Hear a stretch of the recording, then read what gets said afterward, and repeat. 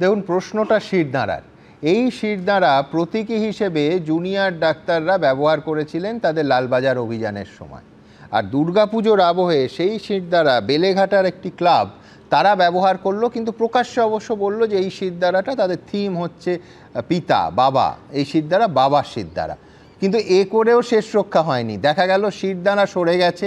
4 দিনের মধ্যে শিরদাঁড়া ভেঙে, যেটা মণ্ডপ হয়েছে সেই মণ্ডপের পিছনে শিরদাঁড়া ভেঙে পড়ে আছে আবর্জনা স্তূপে। আর যেখানে শিরদাঁড়া ছিল সেখানে তৃণমূল নেতাদের, সুদীপ বন্দ্যোপাধ্যায়, কুণাল ঘোষদের ছবি বা কাট আউট, যাই বলুন। আমি বলছি, এটা যদি বেলেঘাটার পুজো মণ্ডপের শিরদাঁড়ার কাহিনী হয়, আর এক শিরদাঁড়া সাঁতরাগাছির একটি পূজা মণ্ডপে 20 ফুটের একটা প্রতীকী শিরদাঁড়া তারা তৈরি করলেন। কারণ জানা যাচ্ছে না। অনেকে বলছেন যে স্পেশাল ব্রাঞ্চের পুলিশ কর্মীরা এসেছিলেন, নাকি থানা থেকে ফোন গেছিল, সেই প্রতীকী শিরদাঁড়া ঢেকে দেয়া হয়েছে।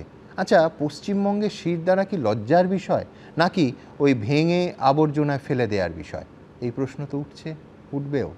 দেখুন, এক পুজোর প্রতীকী শিরদাঁড়ার ইনস্টলেশনের জায়গা আগেই হয়েছিল আবর্জনায়, আর এক পুজোয় সকাল অবধি মণ্ডপে ঢোকার মুখেই ছিল 20 ফুট লম্বা প্রতীকী শিরদাঁড়া।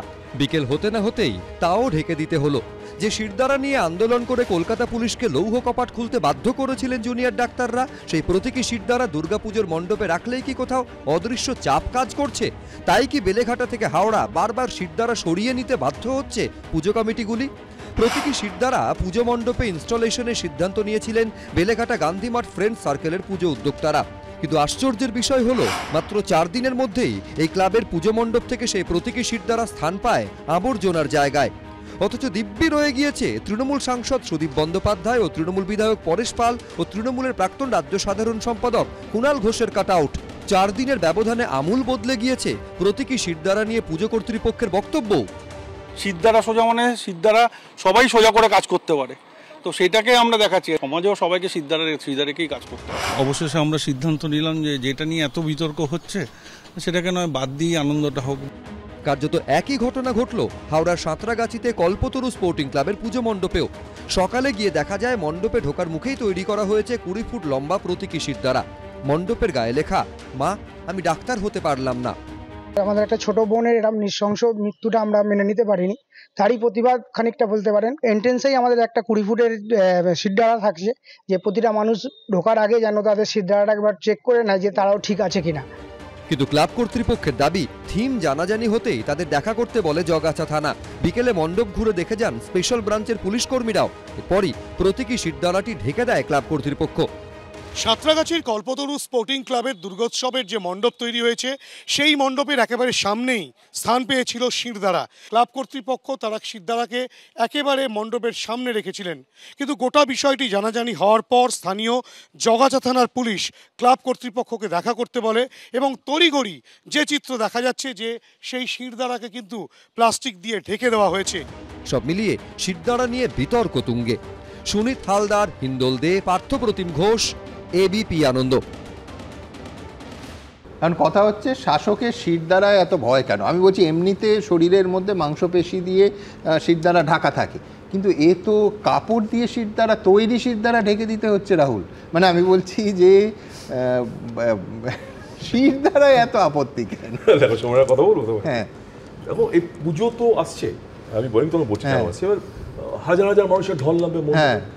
প্রত্যেকের মনে কিন্তু মাকে বন্দনা করা বা মাকে দেখার একটা প্রবল আগ্রহ, একটা অন্যরকম মানসিকতা নিয়ে যাবে। তার মানে এই লোকগুলোর মনে কিন্তু যে জাস্টিস নেই বা জাস্টিস চাইছে না, কিন্তু যারা দেখছেন তারা কেউ অমেরুদণ্ডী প্রাণী নয়, আমি বলি কেঁচো-কীর্ণি নয়। কথা বুঝতে চেষ্টা করো।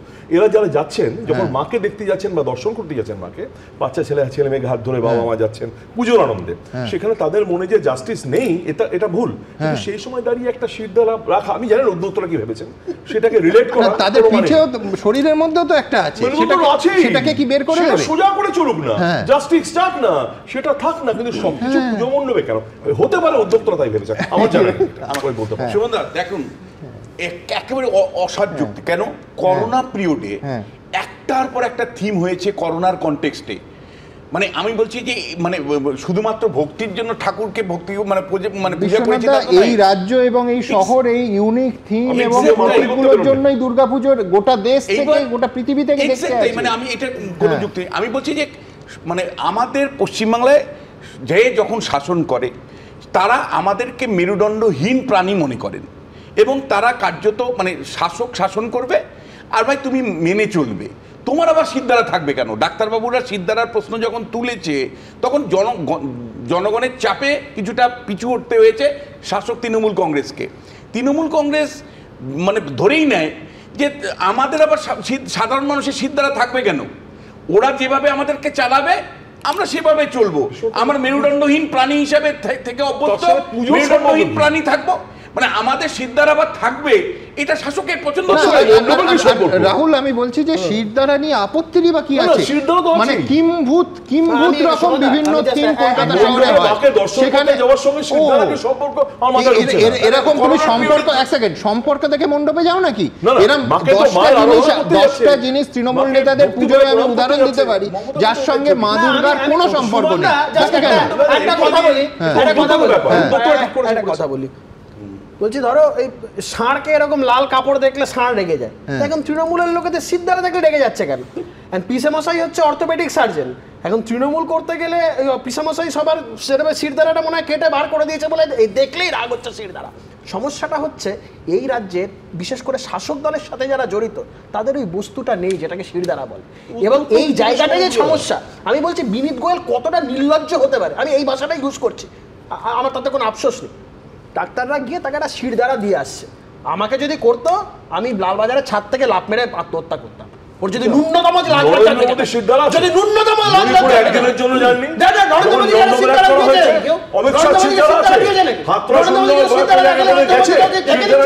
মণিপুরে যখন চলে অত্যাচার নরেন্দ্র মোদী গেছিলেন একদিনের জন্য। আত্মহত্যা সবসময় আমরা ধিক্কার জানাই, কিন্তু আমি বলছি যে শিরদাঁড়ার এই বিষয়টা in fact with a very serious note, এই শিরদাঁড়ার একজন প্রথিতযশা প্রবাদ প্রতিম চিকিৎসক সন্দীপ চট্টোপাধ্যায়, তাকে আমরা হারিয়েছি এই গত 24 ঘন্টায়। কিন্তু শিরদাঁড়ার কথা যখন হচ্ছে, পুজোর কথা যখন হচ্ছে, অনুদানের কথা হবে না? কিন্তু সেই অনুদানে কি আদৌ কোনো শর্ত থাকে? এই কথা তৃণমূল কংগ্রেসের ভাতারের বিধায়ক মানগোবিন্দ অধিকারী বোধহয় ভুলে গেছেন, অথবা তাকে দল এখনও যেহেতু তিরস্কার করেনি সেহেতু এটা কি তাকে দিয়ে বলানো হলো? এই ভাতারের বিধায়কের বক্তব্য, যেসব পুজো কমিটি সরকারি অনুদান অর্থাৎ ওই 85,000 টাকা নেবে তাদের মণ্ডপে মণ্ডপে মুখ্যমন্ত্রীর ছবি রাখতে হবে, একেবারে স্পষ্ট ফরমান, নাকি ফতোয়া বলবো? দেখুন, যে টাকাটা দিচ্ছে তার ছবি যেন প্রত্যেকটা প্যান্ডেলে টাঙানো থাকে, সেরকম আপনারা যদি মনে করেন যে মুখ্যমন্ত্রীর ছবি টাঙানো যাবে না তাহলে আমরা টাকাটা নেবেন না। আরজিকর কাণ্ডের প্রতিবাদে পুজোর সরকারি অনুদান প্রত্যাখ্যান অব্যাহত। অনুদান না নিয়ে আড়ম্বরহীন পুজো আয়োজনের পথে হাঁটছে অনেক ক্লাবই। এই প্রেক্ষাপটে পুজোয় সরকারি অনুদান নিচ্ছে এমন ক্লাবে মুখ্যমন্ত্রীর ছবি টাঙানোর ফরমান দিলেন ভাতারের তৃণমূল বিধায়ক মানগোবিন্দ অধিকারী। সোমবার ভাতার থানায় আয়োজিত পুজো কমিটিগুলিকে সরকারি অনুদান প্রদান অনুষ্ঠানে এই মন্তব্য করেন তিনি। যে টাকাটা দিচ্ছে তার ছবি যেন প্রত্যেকটা প্যান্ডেলে টাঙানো থাকে, এটা কিন্তু মাননীয় মুখ্যমন্ত্রীর কাছ থেকে টাকাটা নিচ্ছেন আপনারা, এটা সরকারের টাকা ও মুখ্যমন্ত্রী সরকারের লোক, কিন্তু অনেকে টাকা নিচ্ছেন কিন্তু মুখ্যমন্ত্রী ছবি টাঙাচ্ছেন না। যারা মুখ্যমন্ত্রী ছবি টাঙাতে তাদের অসুবিধা, তারা টাকাটা না নেওয়াই ভালো, কেন অনেক ক্লাব তো নিচ্ছে না। সেরকম আপনারা যদি মনে করেন যে মুখ্যমন্ত্রী ছবি টাঙানো যাবে না তাহলে আমরা টাকাটা নেবেন না। শাসক বিধায়কের মন্তব্যে তৈরি হয়েছে বিতর্ক। থ্রেড কালচার যেটা নিয়ে গোটা পশ্চিমবঙ্গ এখন উত্তাল, এই থ্রেড কালচার শুধুমাত্র কোনো কলেজে বা কোনো একটি এরিয়ার কালচার নয়, গোটা পশ্চিমবঙ্গেই থ্রেড কালচার চলছে। ঠিক সেরকমই এই থ্রেড কালচারের আরেকটি জলজ্যান্ত নিদর্শন হচ্ছে ভাতারের যিনি বিধায়ক আছেন তিনি যেভাবে পুজো কমিটির উদ্দেশ্যে যেভাবে হুইপ জারি করলেন যে টাকা নিতে গেলে মাননীয় মুখ্যমন্ত্রীর ছবি টাঙাতেই হবে। এদিকে ভাতারের তৃণমূল বিধায়কের এই ফরমানের মধ্যেই আরজিকর কাণ্ডের প্রতিবাদে পুজোর অনুদান প্রত্যাখ্যান করল বেহালা সরসোনা স্টারলাইট টুইন্স আবাসন। সরসোনা থানাকে লিখিতভাবে ও ইমেল করে পুজোর অনুদান না নেওয়ার কথা জানিয়েছেন আবাসনের পুজো উদ্যোক্তারা। আশেপাশে যা চলছে এখন সেই জন্য আমরা এই গ্রান্টটা নিচ্ছি না। যা চলছে বাজারে অনেক রকম আছে, আরজিকর হোক, স্টুডেন্ট হোক, যে অনেক রকম বাধা পেন আছে যেটাতে অনেকে ক্ষতি হচ্ছে, অনেকে ইয়ে হচ্ছে, সেই জন্য এই গ্রান্টটা নিচ্ছি না। কারণ কি আমরা নিজেদের মধ্যেই এবছর আমরা এটা ঠিক করে নিয়েছি, সেটা আমরা আসানে সরকারকে জানিয়ে দিয়েছিলাম যে ফর্মটা আছে, প্লাস পুলিশকে অলরেডি আমরা অরিজিনাল লেটার হেডে আমাদের লেটারে জানিয়ে দিয়েছি যে আমরা এই গ্রান্টটা নিচ্ছি। সরকারের টাকা মানে জনগণের করের টাকা, সেই টাকা থেকে পুজো অনুদান দেওয়া হচ্ছে, তা নিয়ে ফরমান দেওয়ার তৃণমূল বিধায়ককে, এই প্রশ্ন উঠছে নানা মহলে। কমল কৃষ্ণ দে, প্রবীর চক্রবর্তী, এবিপি আনন্দ। কিন্তু সরকারের বলছে আমরা পশ্চিমবঙ্গের বাসিন্দা, তো আমাদের বাপ 14 পুরুষের ভাগ্য ভালো, বিধায়ক বলেনি মমতা বন্দ্যোপাধ্যায়ের মূর্তি বানিয়ে পুজো করতে, টাকা দিচ্ছে বলে ওইখানেই মূর্তি বানিয়ে পুজো করো। যা অবস্থা যাচ্ছে, কিন্তু আমি বলছি ফিরোজ, এ তো গ্রসলি ইলিগাল। সরকারের টাকা মানে হচ্ছে জনগণের করের টাকা। উনি বলছেন মুখ্যমন্ত্রী দিচ্ছেন মুখ্যমন্ত্রীর ছবি, এবং তারপরে লক্ষ্য করো কোনো ধরনের কোনো শাস্তি বা কোনো নিন্দা নেই। এর মানে কি? আমি দিচ্ছি, আমি করছি, এমন করেন যেন নিজের সম্পত্তি না। প্রথম কথা বলি যে জনগণের করের টাকা এইভাবে কোনো ধর্মচারণের ক্ষেত্রে ব্যবহার করা ধর্মনিরপেক্ষ রাষ্ট্রের যে কনসেপ্ট তার পরিপন্থী। কেন কথা বলছি?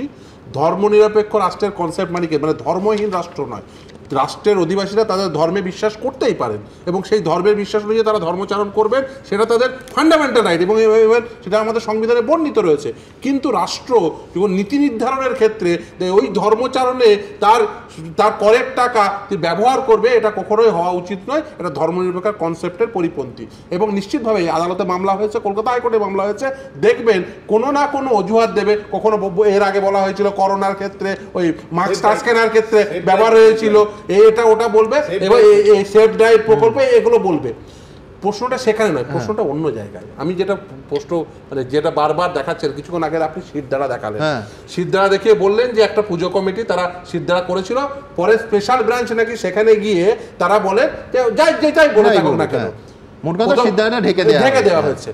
আচ্ছা, এই সরকার কি ভুলে গেছে বা সরকারের এই প্রশাসনিক দপ্তরগুলো ভুলে গেছে যে ধর্মচারণের অধিকার এটা ফান্ডামেন্টাল রাইট? প্রথম। সেকেন্ড হচ্ছে আর্টিস্টিক লিবার্টি। কে কোন ভাবনায় কেউ সিদ্ধারা তৈরি করতে পারে, কেউ 112 ফুটের দুর্গা প্রতিমা তৈরি করতে পারে, মানে থিম আইডল তৈরি করতে পারে। কিন্তু দুর্ভাগ্য হলো কি জানেন তো, এই যে প্রশাসনিক পদক্ষেপ এবং প্রশাসনিক ইন্টারভিউ এই বিধায়কের বিরুদ্ধে নেওয়া হয়। আমি একটা কথা বলি, আমি মাস্টার ফিরোজ ইন্টারভিউ করলাম, আমি তো মাঝখানে বলিনি। প্রথম কথা হচ্ছে যে কৌস্তব বলো না, আমরা জ্যান্ত কি বলেছে তাই বলো, স্টেডিয়ামের নাম দেখি নরেন্দ্র মোদী স্টেডিয়াম হয়ে গেছে। তবে দেখেছো ওই রাস্তায় হাঁটছে, কোথাও প্রিকন্ডিশন দেওয়া ছিল যে এই যে অনুদান দিচ্ছে, বহু লোক ফেরত দিয়েছে, বহু লাখ ফেরত দিয়েছে, যে প্রিকন্ডিশন তুমি বলো যে ছবি দিতে হবে কি হবে না, মানে এটা বললে তো দেখলে তো মান গোবিন্দ বাবু বলেছেন, তার নিজস্ব বক্তব্য বলেছেন, তার নিজস্ব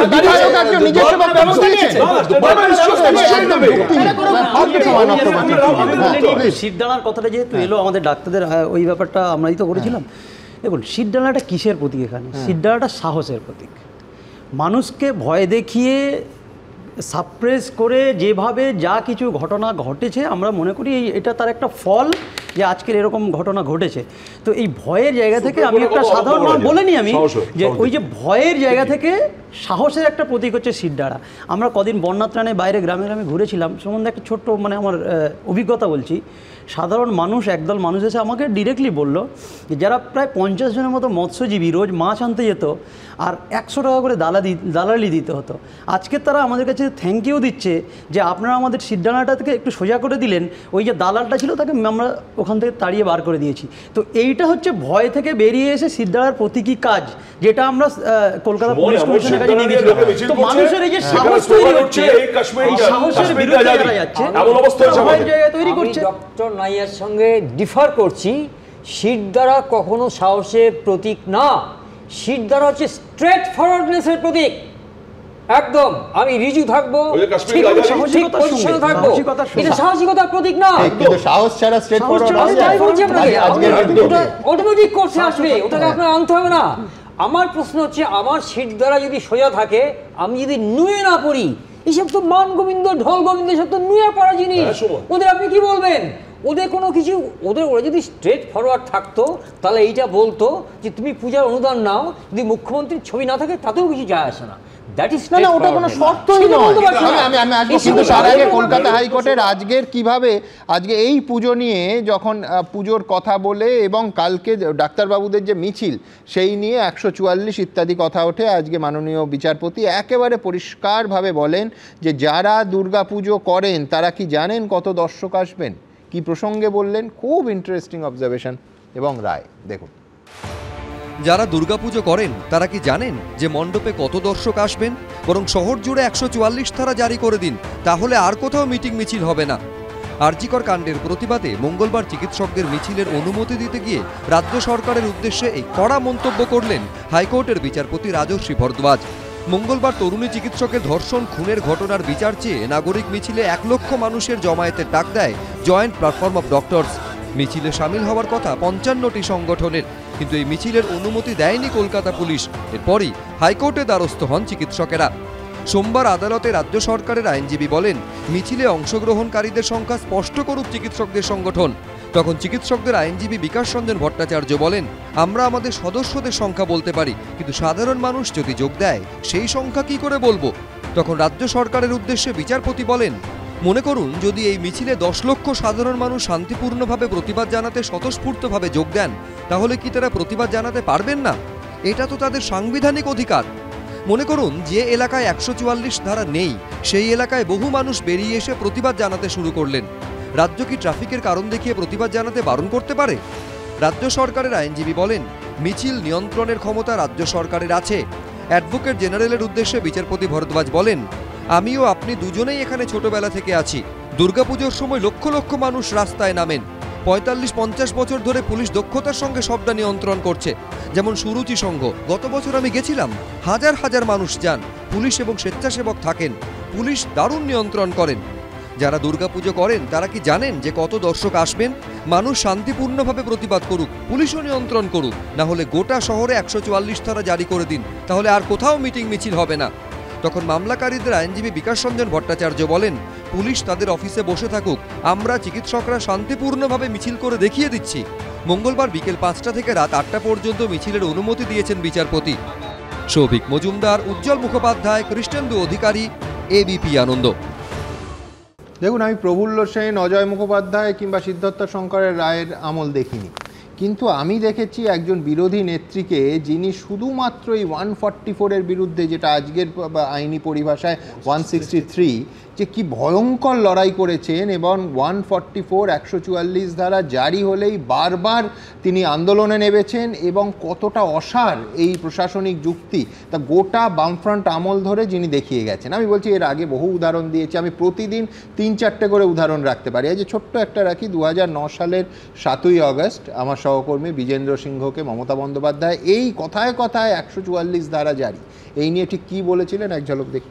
কংগ্রেস যেখানেই যায় সেখানেই টার্গেট করে করা হয়। যে গ্রামগুলোতে অ্যাকচুয়াল লোকেরা ভিকটিমস, এবং শুভেন্দুদের আমি আগেই বলেছিলাম, 10 দিন আগে প্রোগ্রাম অ্যানাউন্স করেছে, এমন কি ওদের পরনের শাড়ি নেই, রিলিফ নিয়ে যেতে বলেছি, বাচ্চাদের খাবার নেই, শুভেন্দুরা রিলিফ জোগাড় করেছে ওখানে যাবে বলে, হঠাৎ করে গতকাল রাতে মধ্যরাতে 144 ধারা জারি করে দিল। আমার তো মনে হয় জনগণের 144 ধারা জারি করে দেওয়া উচিত মহাকরণে। দেখুন, পরিষ্কার ভাষায় মমতা বন্দ্যোপাধ্যায় বলছেন যে তৃণমূল কংগ্রেস যেখানেই যায় সেখানে টার্গেট করা হয়। শুভেন্দুরা, অর্থাৎ শুভেন্দু অধিকারী, তিনি তখন তৃণমূল কংগ্রেসে ত্রাণ জোগাড় করছে, ওখানে যাবে বলে হঠাৎ করে গতকাল রাতে মধ্যরাতে 144 ধারা জারি করে দিল। আমার তো মনে হয় জনগণের 144 ধারা জারি করে দেওয়া উচিত মহাকরণে। আমি বলছি, এটা কিন্তু একটা প্রেক্ষিতে মমতা বন্দ্যোপাধ্যায় বলছেন তা নয়, এটা সিঙ্গুর, এটা একাধিক গণ আন্দোলনের ক্ষেত্রে এই 144 ধারা যখন বামফ্রন্ট সরকার জারি করত, মমতা বন্দ্যোপাধ্যায় পরিষ্কার বলতেন। শাসক মমতা বন্দ্যোপাধ্যায়, মুখ্যমন্ত্রী মমতা বন্দ্যোপাধ্যায়ের প্রশাসন ঠিক উল্টো রাস্তায় কি হাঁটছে না? এই শিরদাঁড়ার কথায় ভাবুন, মুখ্যমন্ত্রী মমতা বন্দ্যোপাধ্যায় তিনি এই বেশি ফ্ল্যাশব্যাকে যাচ্ছি না, আর্কাইভ খুঁজতেও হয়নি, 9ই সেপ্টেম্বর এই আরজি করের আবহে মুখ্যমন্ত্রী বলছেন যার যা খুশি থিম করার অধিকার আছে। আই রিপিট, যার যা খুশি থিম করার অধিকার আছে। রাহুল স্টুডিওতে বলছে যে শিরদাঁড়া দেখলে কেন শিরদাঁড়া দেখতে চায় না দর্শক, কেন শিরদাঁড়া থাকবে?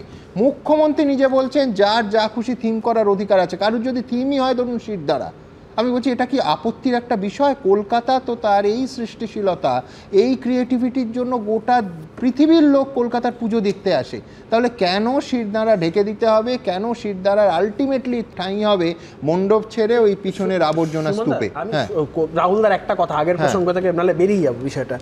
রাহুলদা ওই যে ভদ্রলোককে দেখালেন না, কি যেন গোপাল গোবিন্দ নাকি মান গোবিন্দ, ও বেশ একটা কথা বলল যে রাহুলদা ওর কথাটা শুনে বললো কে গোপাল গোবিন্দ। আমি রাহুলদাকে একটা কথা হলফ করে বলতে পারি, জহর সরকারের সিটটা ফাঁকা আছে, মমতা বন্দ্যোপাধ্যায়কে দুর্গা মূর্তি বানিয়ে একটা পুজো করুন, কথা দিচ্ছি রাহুলদা পেয়ে যাবে। এই মানগোবিন্দ কে বলছো তো এইসব বলে বলেই সিটটা পেয়েছে।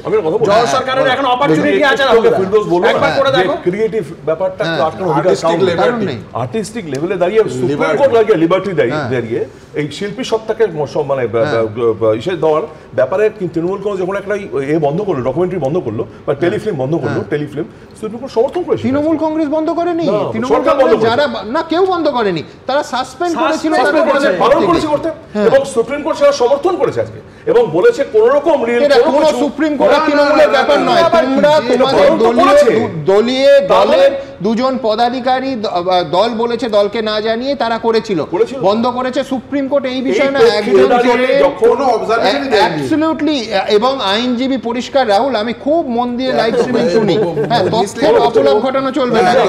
তাতে বলা হয়েছে যে এর আগে যেরকম ভাবে একাধিক সোশ্যাল সাইটে বা অন্য জায়গায় এই মেয়েটির নাম প্রকাশ, ছবি প্রকাশ হয়েছে, সেটা নিয়ে প্রতিবাদ কনসার্ন, এটা নিয়ে এই মুহূর্তে স্পর্শগত বিষয় কিছু না করাই ভালো। সুপ্রিম কোর্ট আবার তৃণমূলকে কি সমর্থন দেবে? তুমি এটা শাস্তি পেতে পারে না যে তৃণমূলকে অন্তত সুপ্রিম কোর্টের এই শাস্তির মুখে পড়তে হয়নি যে কি করে আপনাদের সরকার এই রকম একটা দলের নেতা নেত্রীরা তৈরি করেছেন। এটা সুপ্রিম কোর্ট প্রশংসা করেছে, এটা রিলিজ হয়নি। আমি এই কথায় আলাদা প্রতিবেদন আপনাদের দেখাবো এই অনুষ্ঠানে, কিন্তু এখন নয়। আমি বলছি এই যে প্রত্যেক ক্ষেত্রে পুলিশের কাছে আবেদন করা হয় মিটিং মিছিলের জন্য, পুলিশ পারমিশন দেয় না পলিটিক্যাল কারণে, পরে হাইকোর্টে যায় এবং হাইকোর্টে গিয়ে মুখ পুড়ে সরকারের। আজকেও বিশ্বনাথ সুপ্রিম কোর্ট বলেছে যে এইটা যদি বন্ধ করতে হয় আপনারা কোর্টে যান। এক্স্যাক্টলি, মানে আমার প্রশ্ন হচ্ছে যে পুলিশের কিন্তু লেজিটিমেসি নষ্ট হয়, মানে সমাজে যে পুলিশের অ্যাকসেপ্টেবিলিটি, মমতা বন্দ্যোপাধ্যায় বা তার প্রশাসনের জন্য কিন্তু পুলিশের ভাবমূর্তি ক্ষুণ্ণ হচ্ছে আমি বলছি। কারণ প্রত্যেক ক্ষেত্রে পুলিশকে সমালোচনা করছে কোর্ট যে ভাই তুমি কেন পারমিশন দিচ্ছ না, সব সময় মানে সংবিধানের 19 নম্বর ধারায় পারমিশন দিচ্ছ না কেন, কোনো সংগঠন কোনো বিরোধী দল কারো ক্ষমতা নেই। দ্বিতীয় যেটা মানে পুলিশের লেজিটিমেসি তো নষ্ট হচ্ছে। দ্বিতীয় যেটা সেটা হলো যে ডেমোক্রেসি আপ টু মি, যতদিন আমি বিরোধী ছিলাম আমার জন্য গণতন্ত্র জানি থাকে, আর আমি যখনই শাসক হলাম আমি তখন বিরোধীদেরকে দুর্মুষ করে দিব, আমি তাকে মানে তাকে মিনিমাম লেভেলের পরিচয় দিব না। মানে এই যে গণতন্ত্র আমার পর্যন্ত, আমার নিচে বা আমার পরবর্তী পর্যায়ে কাউকে আমি গণতন্ত্র দিব না, এটা কিন্তু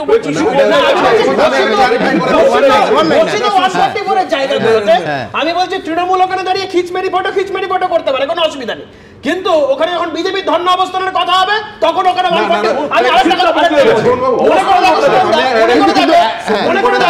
ওই যে ভাইপোর বাড়ির সামনে, ভাইপোর বাড়ির সামনে যে রাস্তা, ওইখানে একটা মিছিল হবে বলে, গ্রুপ ডি চাকরি প্রার্থীদের একটা মিছিল হবে বলে রাতারাতি 144 ইম্পোজ করা হয়েছিল, এই নিয়ে মামলা হয়েছিল। কিন্তু এই যে বিরোধীদের কোর্টে যাওয়া, এটা নিয়ে শুধুমাত্র যে বিরোধীরা আপত্তি তুলছেন বা কোর্টে যে যাচ্ছেন কোর্ট অন্যরকম কথা বলছে তা নয়, কুণাল ঘোষ তিনিও কিন্তু একবার প্রবল আপত্তি তুলেছিলেন যে এইভাবে শুধুমাত্র ওনার পরিভাষায় নকুলদানার পার্টি অর্থাৎ ছোট পার্টি, তাদের বিরাট পাবলিসিটি দেয়া হচ্ছে শুধুমাত্র তাদের এই মিটিং বা মিছিল করার অধিকার থেকে বঞ্চিত করার জন্য। তারা কোর্টে যাচ্ছেন, কোর্ট আবার তার অনুমতি দিচ্ছে, মধ্যখান থেকে তারা পাবলিসিটি পাচ্ছেন। এর একটা বাস্তব বিষয় কুণাল ঘোষের কথায় উঠে এসেছিল, দেখি একবার।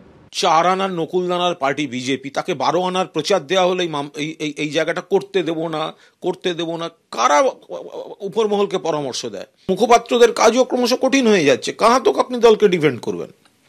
এবং একটা ভুল, দুটো ভুল, 3টে ভুল থেকে যে কেউ কোনো শিক্ষা নিচ্ছে সেও তো কিছু দেখতে পাচ্ছি। আমি আলাদা প্রতিবেদনে আসবো, কিন্তু এই যে দলের একজন নেতা এবং নেত্রী যে ফিল্মটা বানিয়েছিলেন বোধহয় 12 মিনিটের ইউটিউবে রিলিজ করার পরিকল্পনা ছিল, সুপ্রিম কোর্ট বলেছে এ নিয়ে আপত্তি থাকলে আপনি আইনের পথে যান। একদমই রাহুল বাবু যে কথা বলছিলেন না, যে অ্যাজ ইফ যেন তৃণমূল কংগ্রেসকে লেজিটিমেসি দিয়েছে, না, সুপ্রিম কোর্ট রেদার বলেছে আজকে যখন এই বিষয়টি উত্থাপিত হয়েছে, বলেছে যদি আপনাদের এই বিষয়ে কোনো বক্তব্য থাকে তাহলে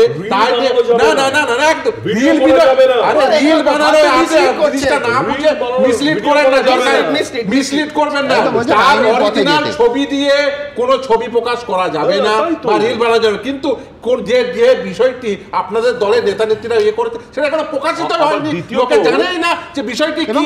তার একদম সোজা কথা। শুটিং হচ্ছে, আজকে রাত দখল করছে দিনের পর দিন, এটা ইউপি হলে হতো, হয়েছে মেরে তুলে দিয়েছে, পুলিশ তুলে দিয়েছে। আমি বলছি পুলিশ কি করছে, পুলিশের বক্তব্য, পুলিশের কর্মপদ্ধতি নিয়ে এত সমালোচনা হচ্ছে, কিন্তু এখানে বলতে হবে পুলিশের যেটা করার কথা পুলিশ কি করছে। ধরুন ভরতপুরের তৃণমূল বিধায়ক, প্রাক্তন মন্ত্রী, তিনি একের পর এক বিবৃতি দিয়ে ডাক্তারবাবুদের চূড়ান্ত আক্রমণ করছেন, হুমকি দিচ্ছেন, বলছেন হাসপাতালে 50,000 লোক জড়ো করে দেব। তারপরও কোনো ব্যবস্থা কি নেওয়া হয়েছে? এই প্রশ্নটা উঠবে না দলের তরফে না পুলিশের তরফে। এবং আজকে আইএমএ মুখ্যমন্ত্রীকে চিঠি লিখেও এই প্রাক্তন মন্ত্রী সম্পর্কে তাদের স্পষ্ট অভিযোগ জানিয়েছে। দেখুন, 50,000 লোক জোগাড় করার খবর তো হুমায়ুন কবিরের আছে, নিয়ে মেডিকেল কলেজে জেল খেটে এসে যাব, সেদিন হিসেব নিকাশ বুঝে নেব। এ ধরনের কথা বলে আমাদের ভয় দেখিয়ে লাভ নেই, যাদেরকে ভয় দেখানোর দরকার উনি তাদের ভয় দেখান। আমি তো বলেছি 50,000 লোক নিয়ে এসে উনি হসপিটাল ভাঙচুর না করে 50,000 লোক নিয়ে আন্দোলন করুন, মুর্শিদাবাদ মেডিকেল কলেজ একটা না হয়ে 4টে মেডিকেল কলেজ হোক, সাধারণ মানুষ পরিষেবা পাক, যেটার জন্যই ওনাকে সাধারণ মানুষ হয়তো ভোট দিয়েছিল। ভরতপুরের তৃণমূল বিধায়ক হুমায়ুন কবিরের লাগাতার হুমকির সমালোচনায় সরব চিকিৎসকরা। তার বিরুদ্ধে এফআইআর দায়ের হয়েছে। তার লাগাতার হুমকির ঘটনার প্রেক্ষিতে হস্তক্ষেপের জন্য সুপ্রিম কোর্টের প্রধান বিচারপতি ও মুখ্যমন্ত্রীর কাছেও আর্জি জানালো ইন্ডিয়ান মেডিকেল অ্যাসোসিয়েশনের রাজ্য শাখা। রবিবারই জুনিয়র ডাক্তারদের ফের হুমকি দেন ভরতপুরের তৃণমূল বিধায়ক। জেল খেটে বেড়াবো যেদিন, সেদিন বহরমপুর মেডিকেল কলেজে 50,000 লোক নিয়ে যাবো, একা হুমায়ুন কবির, দলকে ভাঙাবো না। 50,000 লোক জোগাড় করার খবর তো হুমায়ুন কবিরের আছে, নিয়ে মেডিকেল কলেজে জেল খেটে এসে যাব, সেদিন হিসেব নিকাশ বুঝে নেব। এইসব লোককে কি করে উল্টো দিকে ঝুলিয়ে সোজা করতে হয় সেটা বিজেপি সরকার এলে করে দেখাবো। আন্দোলনরত জুনিয়র ডাক্তারদের লাগাতার হুমকি দিলেও হুমায়ুন কবিরের বিরুদ্ধে এখনো কোনো ব্যবস্থা নেয়নি তৃণমূল।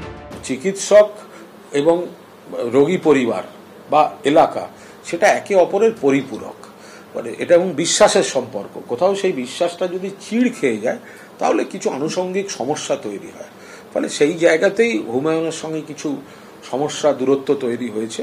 আমি আশা করব সেগুলো সব আমরা মিটে যাবে। হুমায়ুন কবিরকে আর কত ছাড় দেবে তৃণমূল? তার উপর কি রাশ টানা হবে, নাকি জেনে বুঝে বলতে দেয়া হচ্ছে? রাজীব চৌধুরী, ঝিরাম করঞ্জাই ও দীপক ঘোষের রিপোর্ট, এবিপি আনন্দ। রবীন্দ্রনাথ লিখেছিলেন তুমি কি কেবলই ছবি, কিন্তু ব্যাপারটা হলো কখনো কখনো ছবি আর বিতর্ক একেবারে মিলেমিশে এক হয়ে যায়। ঠিক যেমনটা হয়েছে একটা শর্ট ফিল্মকে কেন্দ্র করে। মহালয়ার দিন রিলিজের আগেই ছবির সঙ্গে যুক্ত তৃণমূল ছাত্র পরিষদের 2 নেতা নেত্রীকে সাসপেন্ড করে দল। এতক্ষণ স্টুডিওতে জানিয়ে আলোচনা হচ্ছিল। আজ এই ছবির মুক্তির বিরুদ্ধে একেবারে সুপ্রিম কোর্টে সরব হন নিহত চিকিৎসকের পরিবারের আইনজীবী বৃন্দা গ্রোভার। শেষমেশ রণে ভঙ্গ দিয়ে ছবির সঙ্গে যুক্ত তৃণমূলের 2 সাসপেন্ডেড পদাধিকারী দলকে চিঠি লিখে জানিয়ে দিলেন যে না, ছবিটা তারা রিলিজ করছেন না। That is going to be released tomorrow on YouTube, which says that it is based on RG Kar incident. I am not at all saying that nobody should speak, nobody should express themselves. That's not the submission. However, would that interfere with the investigation, which is at a very early and sensitive stage? নাম আগমনী, তার নিচে লেখা তিলোত্তমাদের গল্প। পোস্টারে অভিনেত্রীর গায়ে ডাক্তারের apron, হাতে স্টেথো আর মাথায় সোলার মুকুট। আরজিকর কাণ্ডের আবহে এই শর্ট ফিল্মের মুক্তি ঘিরে সম্প্রতি তৈরি হয় বিতর্ক। ছবির নির্মাতা ও অভিনেত্রী দুজনকে সাসপেন্ড করে তৃণমূল ছাত্র পরিষদ। আর এবার তিলোত্তমাকে নিয়ে শর্ট ফিল্মের প্রসঙ্গ উঠল সুপ্রিম কোর্টের শুনানিতেও। How has she been portrayed? And I've attached that screenshot also because that's already being publicized on social media. If some film is being released and you want to stop the release of the film, you have to take recourse to independent remedies and law.